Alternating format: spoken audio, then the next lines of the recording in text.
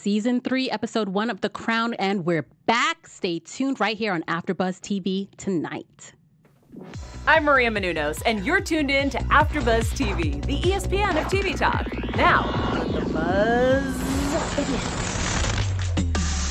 Welcome, everybody, to your new favorite after show on Thursday nights, The Crown After Show. I'm your host, Tsahai Wilson, and tonight we are going to talk about what has happened in the 2 years since this show has been gone. But first, let me introduce you to my illustrious panel. We have Tehran. Hello. Listen, I don't do a good British accent. Well, you're doing okay. You're our resident historian and expert, and you've been with us from the beginning, from season 1. From the start, from season 1, it's been the tag team duo where, the queen and king of the crown. Okay, it's good to be back. Hello. And I'm your host, Tsahai Wilson. I am a producer and host here at AfterBuzz TV and super excited about this after show. But first, let's get into some overall thoughts. What were your overall thoughts on tonight's episode? Well, actually, I'll tell you this, and I'm glad we have Steph Sabra backing us up in the booth because she's always a valuable trope of energy and information. So thank you so much, Steph, for being there. When it comes to The Crown Season 3, I went in with mixed expectations. And I have to say that there's a problem that happens when you do something so well that no matter how good season 3 came out, with different characters, it felt like different energy. I was not as enamored by Olivia and all the new actors that were on the scene, simply because Claire Foy and that crew did such a magnificent job. I was used to visually looking at them visually. Right. It reminded me of when they switched Aunt Viv in the middle of a season. Yeah. And it took us a little time to warm up to the newer Aunt Viv. It just takes a little bit of time. It's a different energy. It's a different feel. We, of course, are coming back in with the queen being older. Definitely. And that's why we have to get used to them because, time has passed. We had so much time with the previous cast. We had 2 seasons with them. So now this is a new crew, but I think we're going to grow to love them and really respect them. And especially we have to understand that, the reason that the cast changed is because time has passed and the queen and her so much whole time family has got passed older. On the show where I felt like they could have just brought the old cast back and they would have been older. Their faces change. And speaking of faces changes, that's how we open up.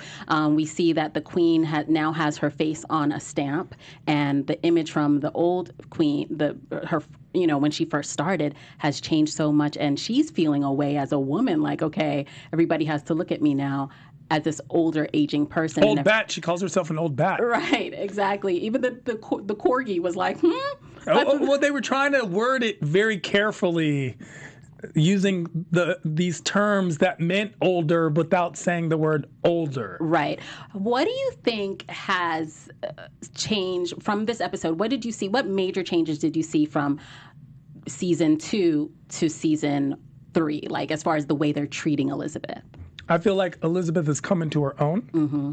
She's clearly mature and more well-adjusted to her role in the crown. Yeah. I remember before where there was a bit of resistance with her position. She was always questioning it. However, we see three major changes, at least in this premiere episode. First, she's more wise. Yeah. She is just more in the know of what's going on, more aware. But at the same time, still not knowing certain things, because here it is, we have a whole spy in Buckingham Palace, and she didn't know. No one knew. Yeah, MI5 didn't even know. But also, and that's their job. When she referenced the artwork, like her not knowing much about art. Sure, but she was more comfortable with not knowing. And she's able to admit that exactly. She doesn't know. There was a time where she would not have been comfortable not knowing something. Now she was just comfortable. She was just older, wiser, more mature. Secondly, her relationship with her husband was much more secure. There was not the petty bickering that we saw of old. We saw a much more secure, they were actually a bit loving. Yeah, I think he's secure in his position. He kind of had to understand, okay, this is the role that I have to play now, and it's working for him. It's interesting, the husbands in this episode, because we also saw Princess Margaret's husband, Tony. He is back. Yeah, he's back with a vengeance on a Michael Fassbender's doppelganger.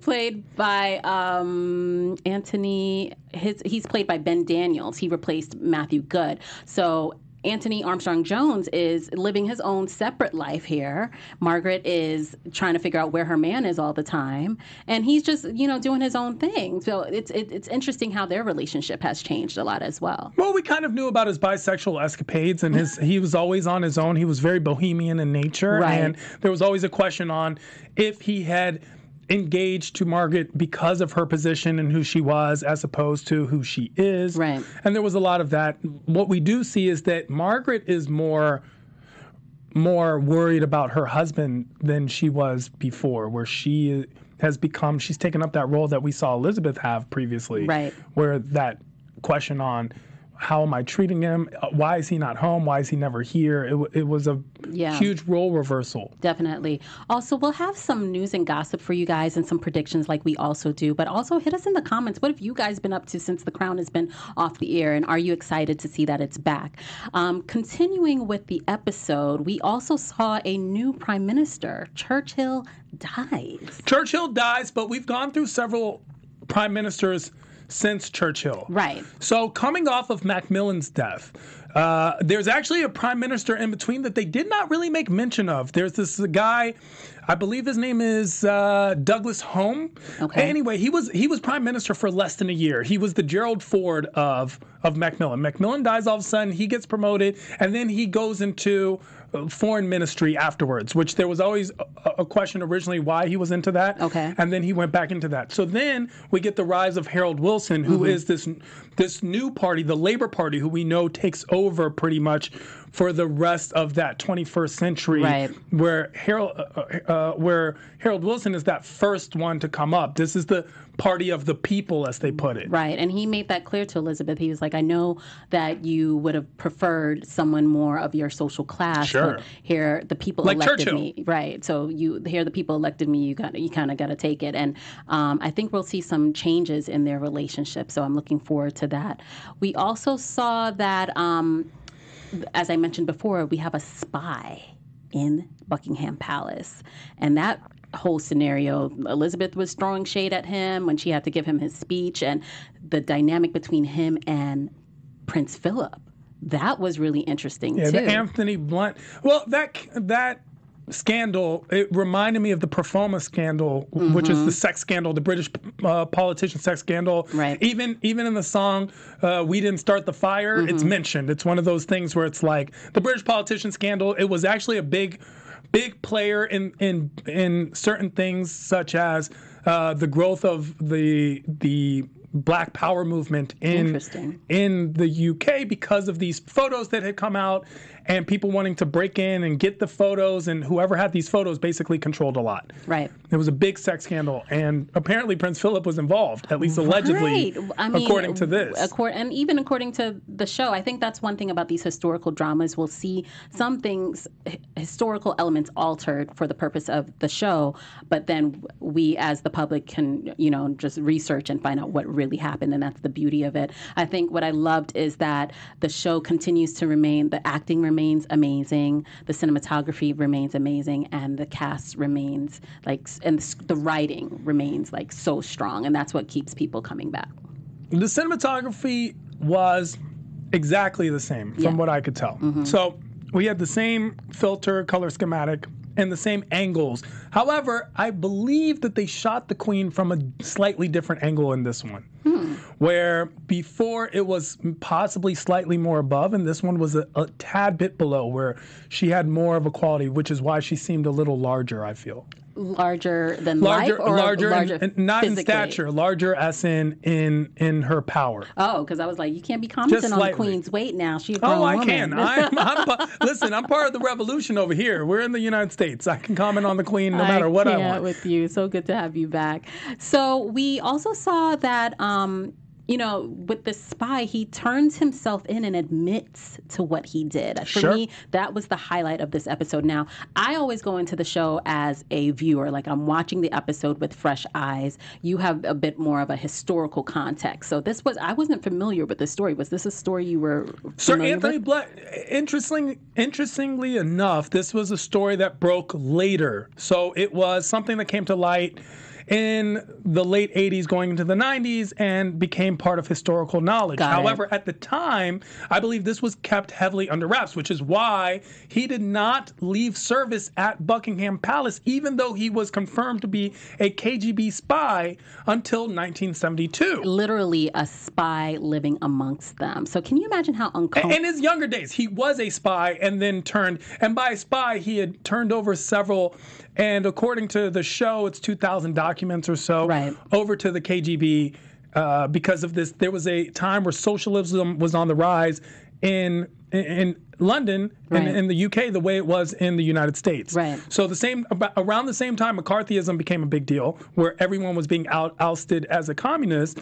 In the UK, it was a very similar feel, and there was an outbreak of socialism or communism, extremism from Cambridge. And there was this fear, this element of fear that everyone had. But we see that his work that when you think of a spy, you always think that they're working against you. But in this case, Sir Anthony Blunt was actually helping some of the royal family, like when he helped prevent that scandal with the photographs, as he mentioned, like, hey, Philip, don't threaten me, because I got some stuff on you, Sure, too. but did he do that out of a selfless need to help the crown, or did he do that because he knew that he needed his ace in the hole in case, and it came in very handy? I think we'll never know, but in my opinion, I think maybe, his respect for the Queen prevented him from doing that. Like he seems to have this disdain for Philip, but maybe his respect for the Queen and knowing how it would affect her maybe prevented him from doing it. Like you said, he was looking at all angles, but I hope there's somebody in that house looking out for her at the end of the day. I don't think so. I think the integrity factor was already broken when he was a spy, and that this was just a get-out-of-jail-free card, which he used effectively.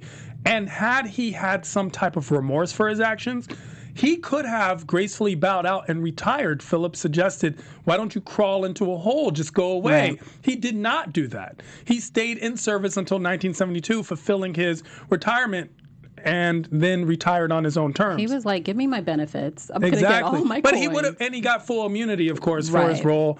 And he gave MI5 all the knowledge that he had. He basically recused himself. However, the concept of the situation is, had it been something where he felt some type of remorse or some psychological guilt for his and wanted to atone for his actions, he would have left his position in his post, which he should have done. But he did not. He was steadfast and strong, and and I love that part where Elizabeth is trying to, throw shade at him, like, you're basically a two-faced person, and he's like, no, I'm actually the same person with just two different sides. Sure, and that was over the Rembrandt painting, an old costume on a military, old man in military costume. Right. Rembrandt's old man in military costume. Yeah, and so to see her, she was, really speaking up for herself in the only way that she could, because there was nothing that they could do. The decision had been made to keep him in his position. And they used paintings twice, actually. If you remember, while he's giving he's giving a speech on Karachi's what's the painting called? An Allegory of Truth and Time. Mm-hmm. That's a very famous Karachi painting. He's giving that because there's a metaphor for truth, time, deceit, and he says truth will out, which is a very important colloquial use of this phrase on the show, which because the truth did out him. And then you guys remember when there was that painting of, I think, Winston Churchill back in season 2, with that we ended up seeing played a big role. So they often use artwork to, move the story forward. Let's talk a little bit more about Princess Margaret and Tony and this relationship here. I just want to go back to that a little bit, because I feel like we're going to see more of her, and she's played by the amazing Helena Bonham Carter, which I'm super excited about. I was watching some information about the show, and it said she didn't even want to do the show. She seems like the type who doesn't want to do any show, to let you know. She seems like she didn't even want to be married to Tim Burton. They lived in separate houses next door to each other, which, by the way, is my ideal situation. I'm sure hint, it is. Steph Sabra. Look, I think that's the only way to be able to handle this guy. You guys in the comments know what I mean. So, but Helena Bonham Carter, she's a trained actor. She's a thespian. She's, a film star. So I could see her thinking, okay. That's where she's not a trained actor. Actually, that's the whole concept of Helena Bonham Carter. What do you mean? She's an actor that just did it on her own. But I mean, she comes from movies. You know how some people think doing television is a step back. But she said after watching the show and reading the script that she realized that this was something that she wanted to be a part of. And I thought she was going, because she's more of a well-known name and face. I was wondering if she was going to overshadow everyone else a little bit. But I like how she's playing it right now. What do you think we'll see from her throughout the rest of the season? Helena Bonham Carter is one of my favorite thespians as far as it comes to the screen, simply because she brings this unpredictability to every single character. Yeah. We've seen that highlighted from Fight Club down to Harry Potter. I mean, she is unapologetically her, and I appreciate that. And it also is reminiscent in attitude of who Princess Margaret was, at least to the public, the unapologetic sovereign. Right. We also see that we'll see a little bit of Prince Charles coming up, and what I read was that the show has gotten renewed by Netflix for another 2 years. So we are going to see that relationship develop, and it was saying that we'll see him develop into someone who is basically his ascension means that his mother has to die. And can you imagine grappling with that all the time? Or do you think he'll just be, it's just like, it is what it is. That's just my life, and that's how I live it. I mean, there's never a time where a mother dying is, that's my life and this is how it is. But you never know. He could kind of hate her low key. You never know for holding him back in a sense, Especially we'll also see, from what I read, Camilla show up eventually. So what if Charles, you don't think that Charles kind of has a little love-hate relationship with his mom? I don't know. I just would not assume that as much as any child could dislike or disdain their parent, there's always a certain connection. And it can't be easy to replay. I think in the show you'll also see that person and that character being torn simply because the show is so true to nature and true to the actual story. So they do a great job of almost under-exaggerating certain key aspects. They do not overplay their hand when it comes to the characters, which is what is so beautiful about them, because they are so subtle in nature. They are a true testament to the actual people that they play. Yeah. What do you think we're going to see from the Prime Minister, Harold Wilson? Yeah, Prime Minister Wilson. I think Harold Wilson, who is Prime Minister for about 6 years, is going to play a very different, prominent role than Winston Churchill. He is the opposite of Winston Churchill in almost every single way.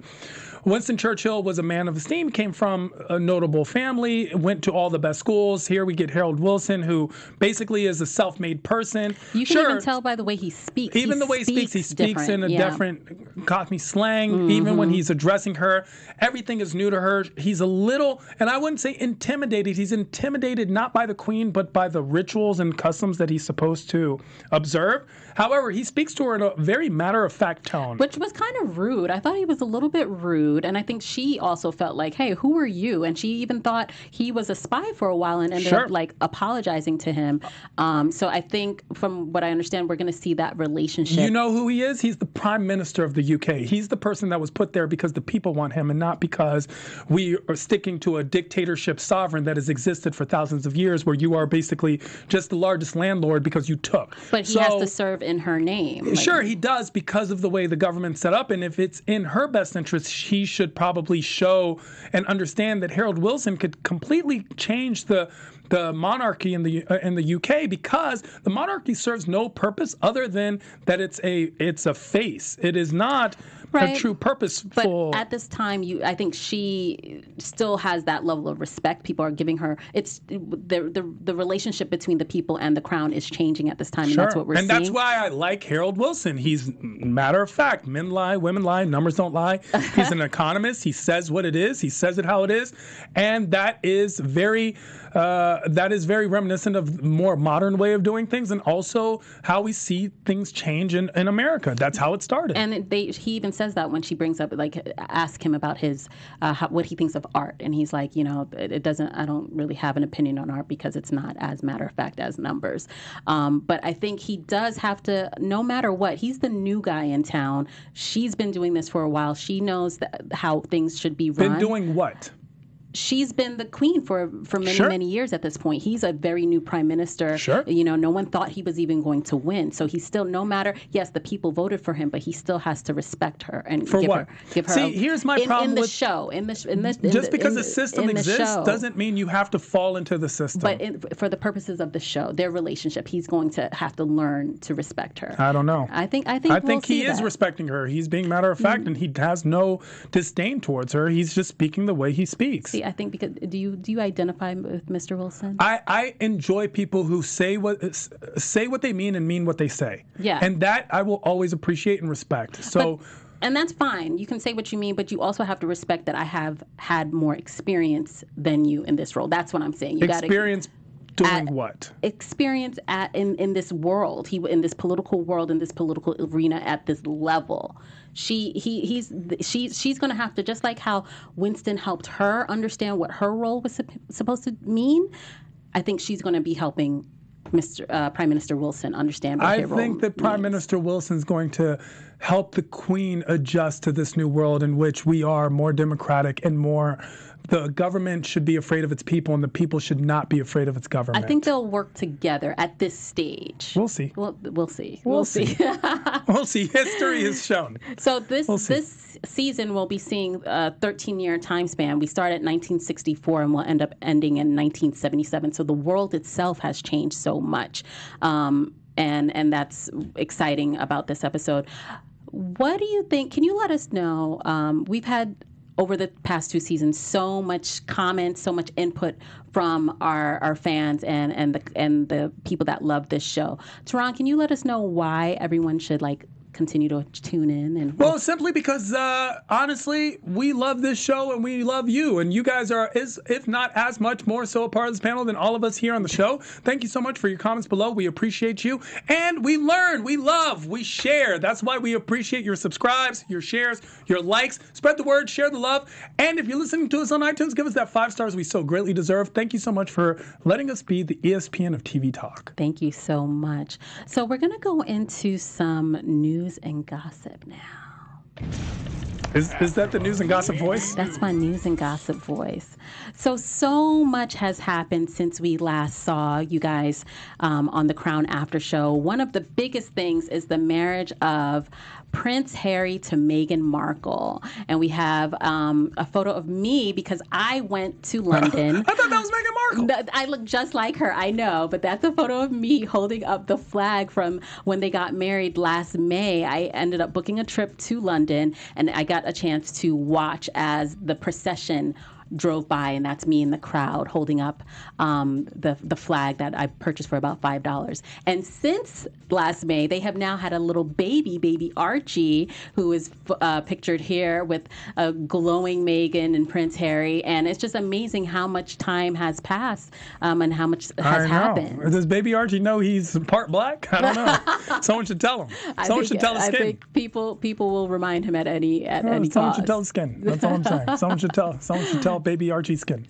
Maybe his name. We're going to see it develop. But so that's our news and gossip for this episode. Also, let us know what you want to see on the Crown After Show. What other information, that you'd like us to give you each week. So we're excited about that. Let's go into some predictions. Your AfterBuzz TV predictions. Tehran, what do you think is going to happen either in our next episode or in the season 3? Well, considering that historically we already know what kind of happens, I'm assuming that we see a number of foreign policy scandals that happen throughout this historic time. We see an adjustment from the Queen, where she becomes the Queen. As we've seen her grow into the Queen of the people, she becomes more of the people and much more of a symbol. And we also see the rest of the family as they grow. We will see the breakup of Margaret and Tony. We'll see what scandals may lie ahead when it comes to the marriages of certain key members of the family.